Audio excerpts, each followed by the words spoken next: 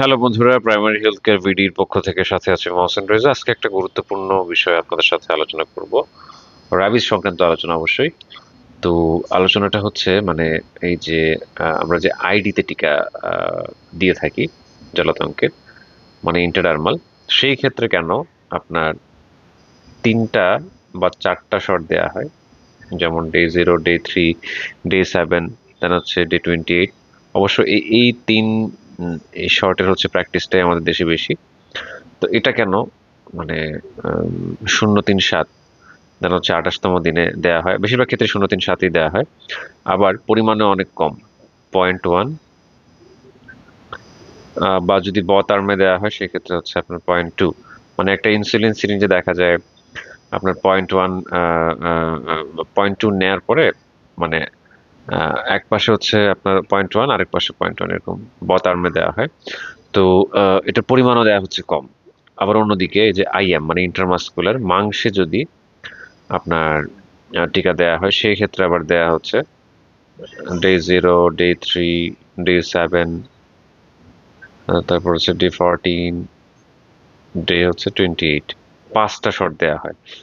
অনেক ক্ষেত্রে 4টা দেয়া হয়, যে ক্ষেত্রে হচ্ছে আপনার প্রয়োজন হয় সেক্ষেত্রে 4টা দিলেও হয়, বা যাদের ইমিউন সিস্টেম ভালো বা ইমিউনিটি ভালো, মেডিকেল অফিসার যদি নিশ্চিত হয় যে তার অন্য কোনো সমস্যা নেই, সেক্ষেত্রে আবার 4টা শর্টও কিন্তু গ্রহণযোগ্য। কিন্তু এখন কথা হচ্ছে এই যে ইন্টারমাসকুলার যে টিকাগুলো দেওয়া হয় সেগুলো কিন্তু আবার টোটালি হচ্ছে 1 ml, মানে টোটাল টিকাটাই হচ্ছে রিকনস্টিটিউট করে মাংসে দিয়ে দেওয়া হয়, যেখানে হচ্ছে এই যে আইডির ডোজটা হচ্ছে প্রায় বা 5/1 মতো, 0.1।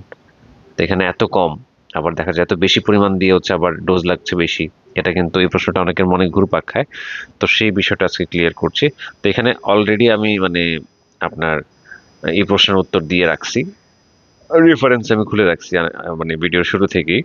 তো এটা হচ্ছে ডাব্লিউএইচ এর পজিশন পেপার 2018, অনেক বড় একটা দেখা যায় প্রমাণ। তো এটাতে হচ্ছে 104টা পিয়ার রিভিউ দেখা যায় জার্নাল এর তথ্যগুলো হচ্ছে মানে ভেরিফাই করে হচ্ছে এটা এই পজিশনে নেওয়া হয়েছে।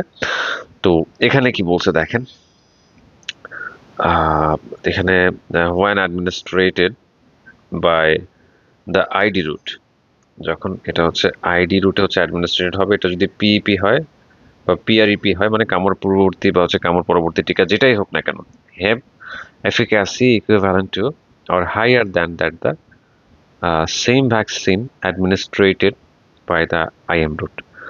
মানে এটার অর্থ হচ্ছে মানে এটাকে কামড় পূর্ববর্তী বা পরবর্তী টিকা আপনি যেভাবেই দেন না কেন আইডিটা, সেটার মানে এফিকাসি মানে কার্যকারিতাটা মানে সমান সমান, হ্যাঁ, টু, অর আবার আরেকটা কথা লিখছে অর হাইয়ার দেন, মানে higher than that of the same vaccine administered by the IM route. মানে আইএম রুটের চেয়েও দেখা যায় এটার ইফিকাসি মানে কার্যকারিতা বেশি দেখা গেছে।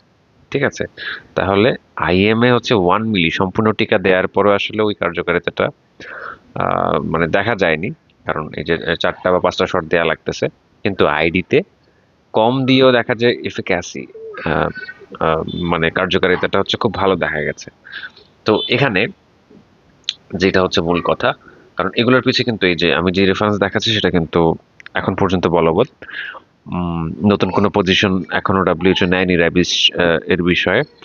তো এটা অনুযায়ী আপনারা মানে সহজে বুঝে গেছেন আশা করি যে আইডিতে কেন টিকা কম দেয়া হয়। এটা কিন্তু মানে অনেকগুলো মানে অনেক সায়েন্টিস্ট হচ্ছে মানে গবেষণার ফসল কিন্তু এটা।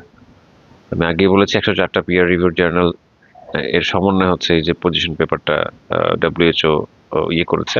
তো এগুলোর পেছনে অনেক অনেক গবেষণা আছে, অনেক সায়েন্টিস্ট দেখা যায় এরকম মানে প্রাণী দেহে বা হচ্ছে মানুষের দেহে হচ্ছে পরীক্ষা করে দীর্ঘ সময় ধরে দেন হচ্ছে এগুলো পিয়ার রিভিউর জন্য পাঠানোর পর সেগুলো আবার ভেরিফাই করে পিয়ার রিভিউর জার্নাল আকারে প্রকাশ পায়।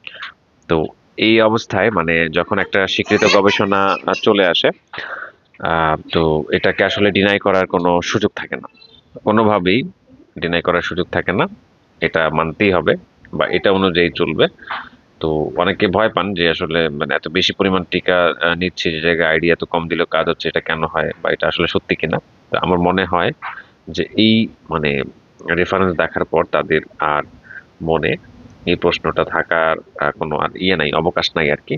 আর কোনো সংশয়ও থাকা উচিত না, কারণ একদম মূল দলিলগুলো হচ্ছে আমি দেখিয়ে দিলাম। তো আশা করি আপনার ধারণা হচ্ছে পরিষ্কার হয়ে যাবে। ধন্যবাদ।